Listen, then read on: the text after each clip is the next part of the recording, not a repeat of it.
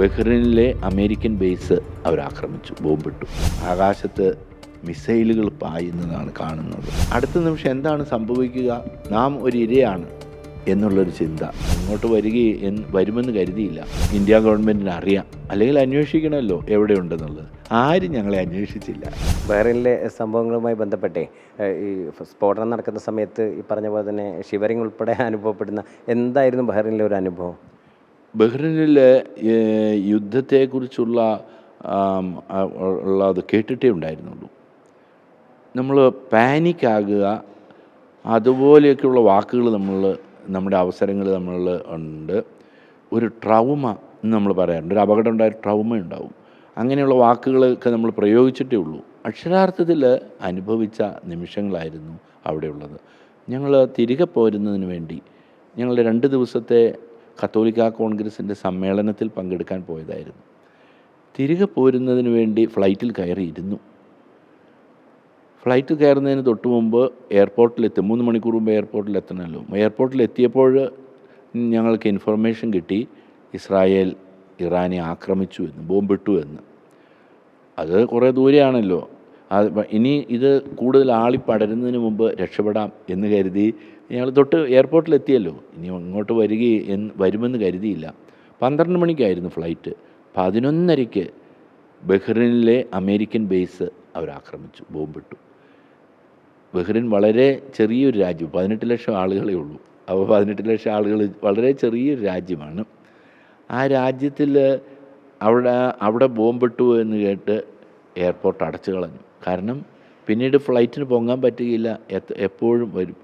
അങ്ങനെ പിന്നീട് ഞങ്ങൾ താമസിച്ചിരുന്ന ഹോട്ടലിൽ സമീപത്തായി അമേരിക്കൻ ബേസ് ഉള്ളത്. അവിടെ വരുന്നവരായിരുന്നു ഈ ഹോട്ടലിൽ താമസിക്കുന്നതൊക്കെ. അതുകൊണ്ട് ആ ഹോട്ടലിൽ ഇനി താമസിക്കാൻ സാധിക്കില്ല. അവിടെയുള്ളവരെല്ലാം ഇവാക്യുവേറ്റ് ചെയ്തു. ഞങ്ങൾക്ക് പിന്നീട് ആ സംഘാടകർ ഒരു വീട് ക്രമീകരിച്ചു തന്നു. ഞങ്ങൾ അവിടെ നിന്ന് ആ വിമാനത്താവളത്തിൽ നിന്ന് ഇറങ്ങി ഞങ്ങൾ ആ വീട്ടിലൊരു ഭക്ഷണം കഴിച്ച് പുറത്തേക്ക് ഇറങ്ങുമ്പോൾ ആകാശത്ത് മിസൈലുകൾ പായുന്നതാണ് കാണുന്നത്. മിസൈലുകൾ കൂട്ടിമുട്ടുന്നു. അവരെതിരെ അതിനെ തകർക്കാനുള്ള മിസൈൽ വരുന്നു. ആകാശത്ത് വെത്തുന്നു, കത്തി അമരുന്നു, താഴേക്ക് വരുന്നു. നമുക്ക് ദൂരെ ഉള്ള കെട്ടിടത്തിൻ്റെ അടുത്തേക്ക് പോകുന്നു. അവിടെ കെട്ടിടങ്ങൾ കത്തി ചാമ്പലാകുന്നു. നമുക്ക് കാണാം. അതുകൊണ്ട് അവിടെ വലിയ പുക ഉയരുന്നത് നമ്മൾ വാർത്തകളിൽ കാണുന്ന ഒരു അനുഭവമല്ല. യഥാർത്ഥത്തിൽ 4 ദിവസമാണ് ഞങ്ങൾ അവിടെ താമസിച്ചത്.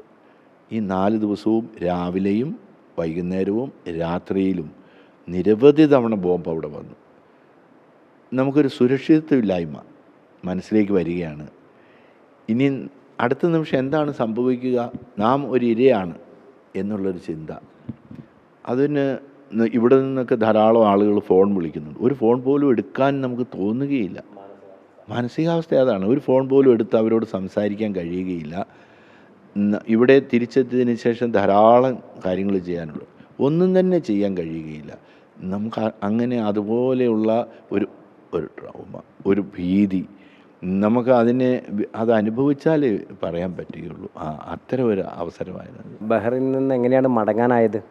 ബഹ്റിനിൽ നിന്ന് പിന്നീട് ഒരു 2 ദിവസം കഴിഞ്ഞപ്പോൾ നമുക്ക് മനസ്സിലാക്കാൻ കഴിഞ്ഞു, സൗദിയിൽ നിന്ന് ഫ്ലൈറ്റുകൾ കേരളത്തിലേക്ക് വരുന്നുണ്ട്.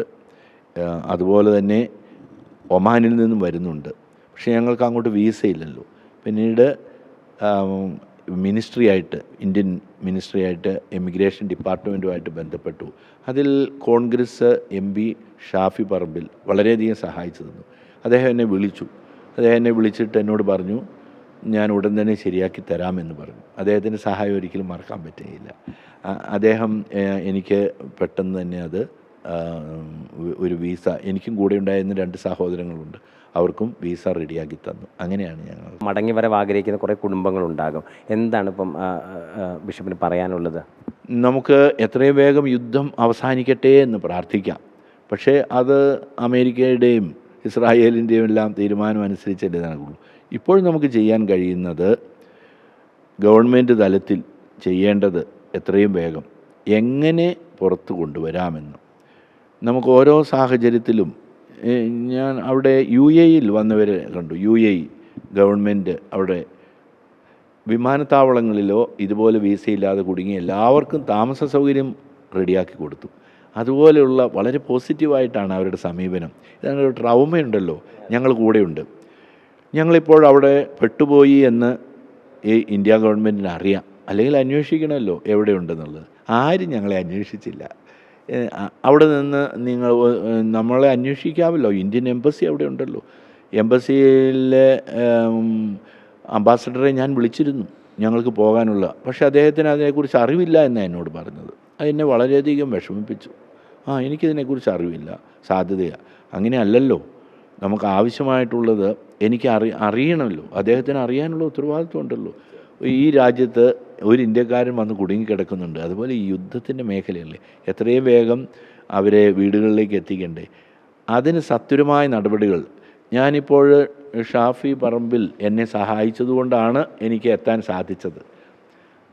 ഗവൺമെൻറ് തന്നെ നേരിട്ട് ഒരു സാധ്യതയുണ്ട്, സൗദിയിലേക്ക് എത്താം, സൗദിയിൽ നിന്ന് കയറി വരാം. അവർ സാമ്പത്തിക സഹായം നമുക്ക് തരുന്നതിന് വേണ്ടി അതിനുള്ള ഫ്ലൈറ്റുകളൊക്കെ ഏർപ്പാടാക്കാമല്ലോ സർക്കാരിന്. അതാണല്ലോ കൂടെ നിൽക്കേണ്ടത്. അതാണ് ഇനിയാണെങ്കിലും ഉണ്ടാകേണ്ടത്.